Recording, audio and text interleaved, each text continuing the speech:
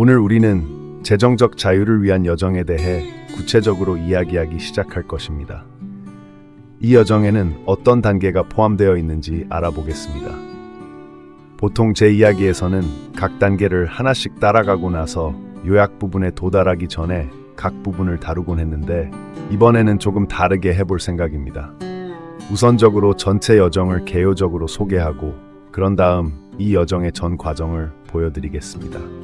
우리는 총 12단계로 이루어진데 이를 4단계로 나누어 설명하겠습니다.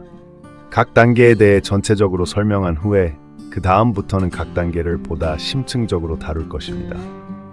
이 여정의 첫 번째 단계는 비제 단계라고 부르겠습니다.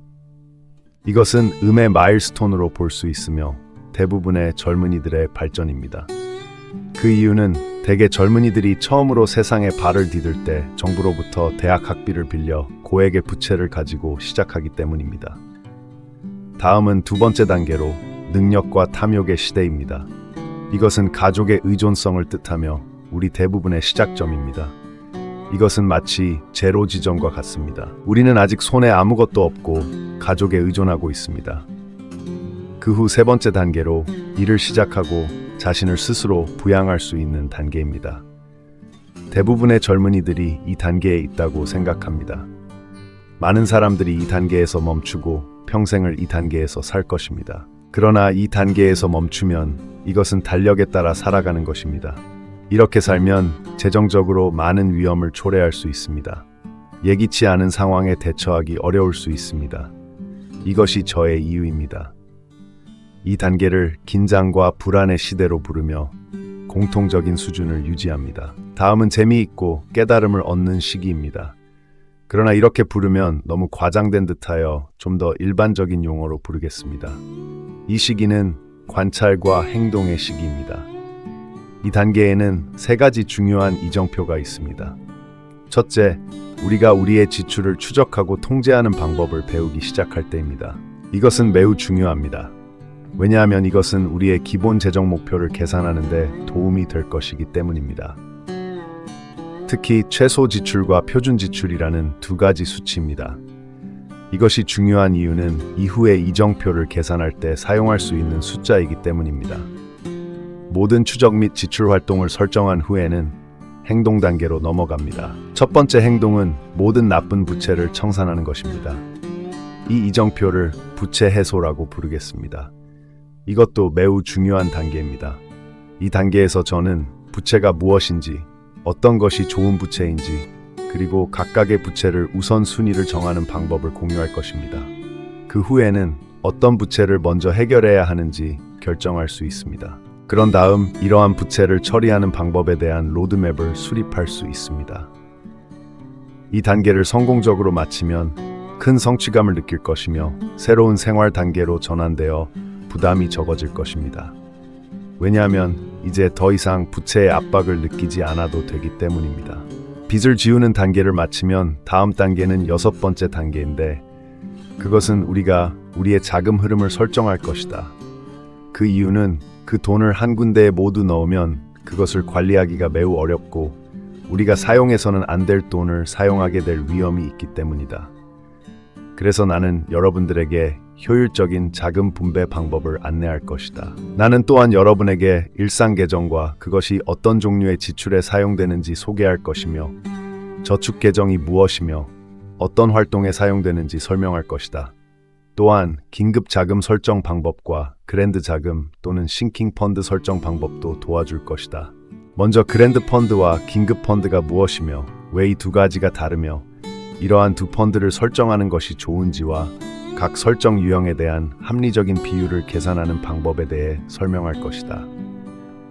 이러한 단계를 마치면 여러분은 필요한 생활 여력을 얻게 되며 우리의 구체적인 생활 여력이 얼마나 길게 지속될 수 있는지 알게 될 것이다.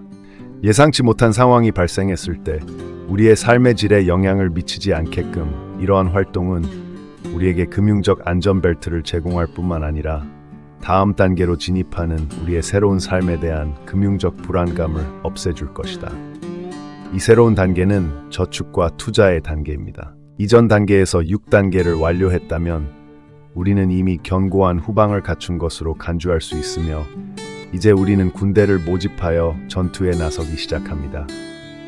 이것을 전투라고 부르는 이유는 케빈 오레얼이라는 투자자가 한번 인터뷰에서 말한 것을 모방한 것입니다.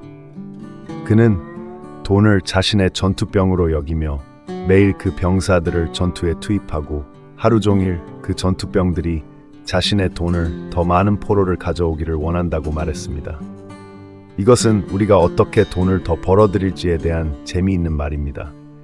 이것은 이 단계의 주요 초점이기도 합니다. 우리는 적립과 투자 활동을 시작할 것입니다. 전투에 나서기 전에 우리는 군대를 모집해야 합니다. 자본이 있어야 투자할 수 있기 때문입니다. 그러면 이러한 단계를 두 가지 활동으로 진행할 것입니다. 첫 번째는 투자 계정을 설정하고 그 계정을 관리하는 방법에 대한 규칙을 만드는 것입니다. 두 번째는 다른 수입원을 계속해서 창출하는 것입니다.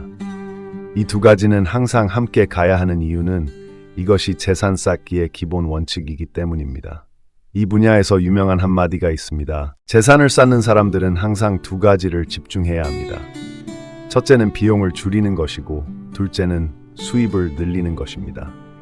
이 두 가지 활동 덕분에 어느 시점에는 특정 자본을 축적할 수 있을 것입니다. 그 다음으로 우리는 다음 단계로 진입하게 됩니다. 그것은 투자 활동입니다.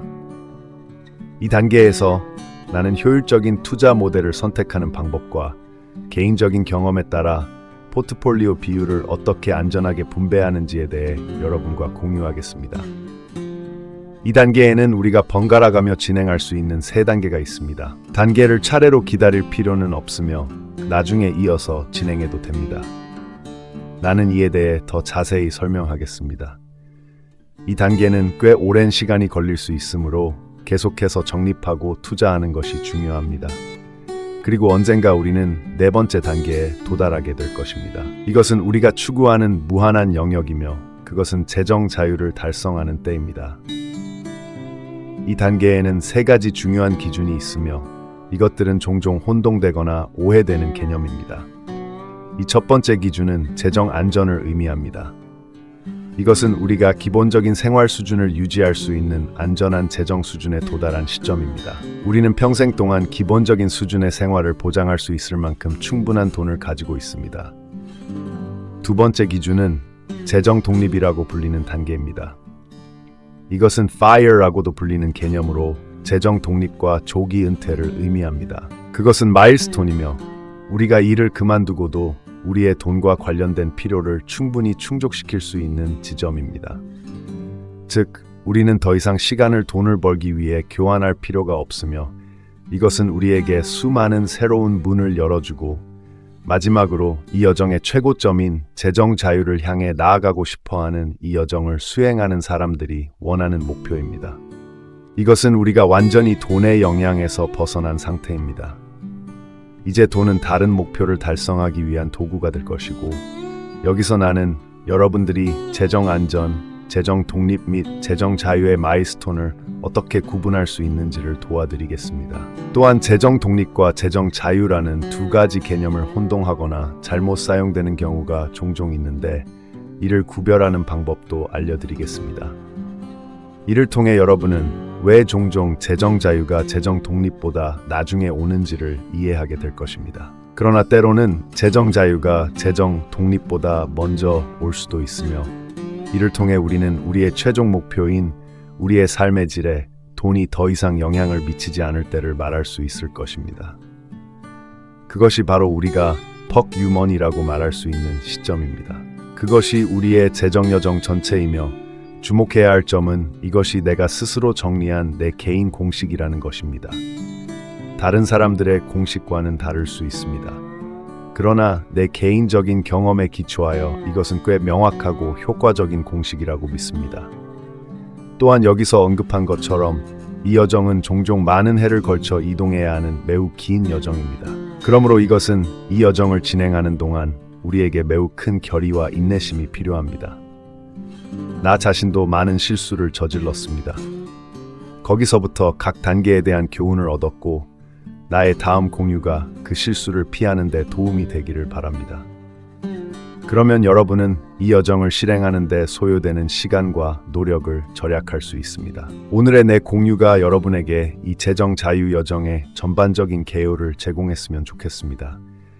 제가 그리고 제 미래를 볼 수 있는 이 경로를 그려내고 나서 전체 그림을 보게 되면 매우 흥미롭습니다.